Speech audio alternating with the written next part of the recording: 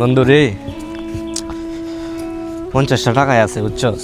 হ্যাঁ এখন এক প্লেট খাবার খাইতেও তোর 60 টাকা লাগে, কি যে করি। আচ্ছা বন্ধু, আমি তোর 10 টাকা দিব না যা।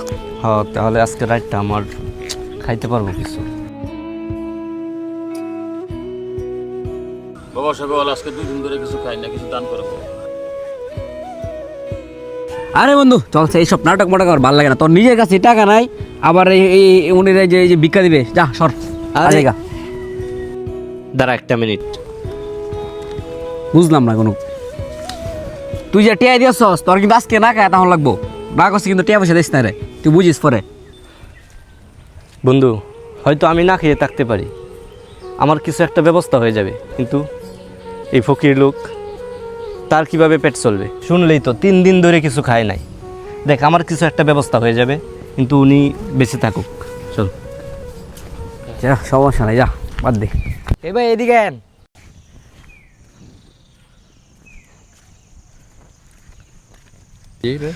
যে ভাই, আপনি যে এই গরিব লোকটাকে 50টা টাকা দিচ্ছেন, বিষয়টা আমার খুব ভালো লাগছে। বিষয়টা আমি ওইখান থেকে লক্ষ্য করছি। ও আচ্ছা। ভাইয়া, আমার কাছে 100 টাকা আছে, আপনি রাত্রে কিছু খায়েন।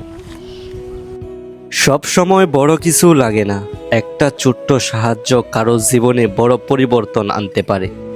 আমরা অনেক সময় ভাবি আমার নিজেরই তো কম, আমি আবার কিভাবে সাহায্য করব।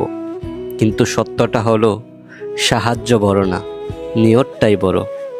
আজ তুমি কারো পাশে দাঁড়াও, হয়তো সেটা তোমার কাছে খুব ছোট্ট একটা কাজ, কিন্তু সেই ছোট্ট কাজটাই কারো জীবনের সবচেয়ে বড় আশার কারণ হতে পারে। আর বিশ্বাস করো, তুমি যখন কারো জন্য কিছু করো, আল্লাহ ঠিকই তোমার জন্য এমন দরজা খুলে দেন যেটা তুমি কল্পনাও করতে পারো না। মনে রেখো, মানুষের পাশে দাঁড়ালে আল্লাহ কখনো তোমাকে নিরাশ করবেন না।